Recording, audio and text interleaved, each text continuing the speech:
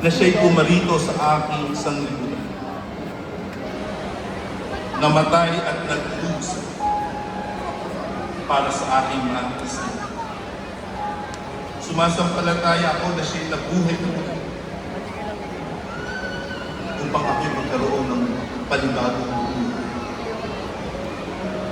Nagsisisi ako sa aking mga kasama. Tatalikuran ko ang mga at ako'y maglilingkod sa iyo. At ibibigay ko ang buhay ko sa iyo. Panginoong Jesus, pumasok ka sa aking puso at doon ay maghahanap.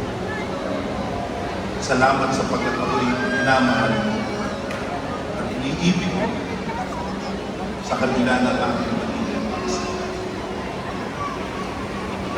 Ito ang aking damay sa makapangyarihang pangalan ni Jesus, aming Panginoon at tagapagligtas.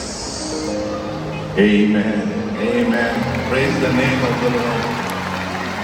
To God be the glory. Praise God. So now, what you need to do is be baptized. We can accommodate